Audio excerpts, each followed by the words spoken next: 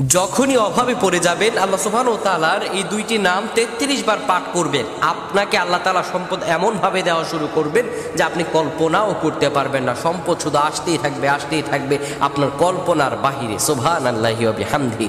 মহান রব বারবার আমাদেরকে ডেকে বলেছেন, বান্দা আমার কিছু নাম ও গুণবাচক, আমার কিছু বৈশিষ্ট্য রয়েছে যা দ্বারা তোমরা ডাকবে।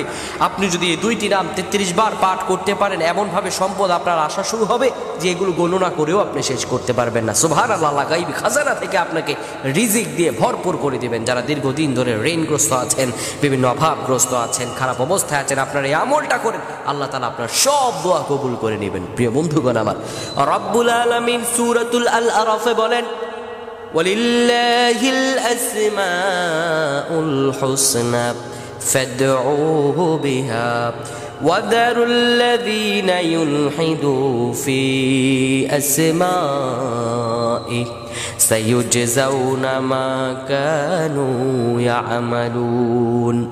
আল্লাহ রাব্বুল আলামিন বলেন, দুনিয়ার মানুষেরা শুনো, তোমার রব্বের এমন সুন্দর সুন্দর নাম রয়েছে, ফাদউহু বিহা, তোমরা সেই নাম ধরেই তোমার রবকে ডাকো।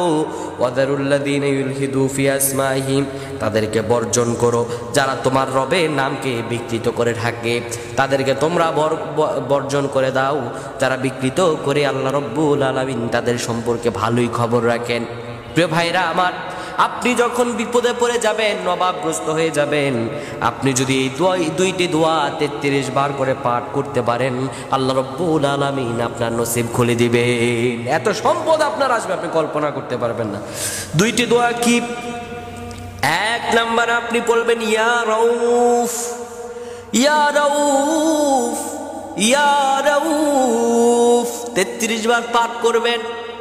33 বার পাঠ করার পরে এরপরে আপনি পড়বেন, ইয়া রাজ্জাক, ইয়া রাজ্জাক, ইয়া রাজ্জাক। এটাও 33 বার পাঠ করবেন।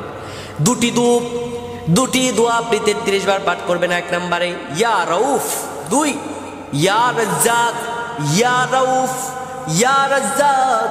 এই দুইটি দোয়া যদি 33 বার আপনি পাঠ করতে পারেন, আল্লাহর উপর ইস্তেকামাত করে, রব্বুল আলামিন আপনাকে এমন পরিমাণে সম্পদ দিবেন, আল্লাহ নিয়ামত পেয়ে মস্তকটা নত হয়ে যাবে। সুবহানাল্লাহ। আল্লাহর নিয়ামত পেয়ে আপনার দিলটা খুশি হয়ে যাবে। আল্লাহ এই জন্য বলছেন, বান্দা হতাশ হবে না।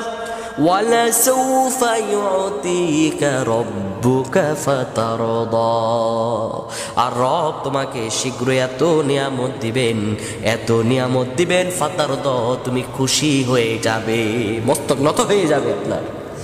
এই জন্য ধৈর্য, আল্লাহ রব্বুল আলামিনের কাছে চাইতে হলে আপনার ধৈর্য ধারণ করে চাওয়া লাগবে। রব্বুল আলামিন আপনাকে সেইভাবে রহম দিয়ে ভরপুর করে দিবেন। আল্লাহ তাআলার কাছে আপনার সেইভাবে চাইতে হবে।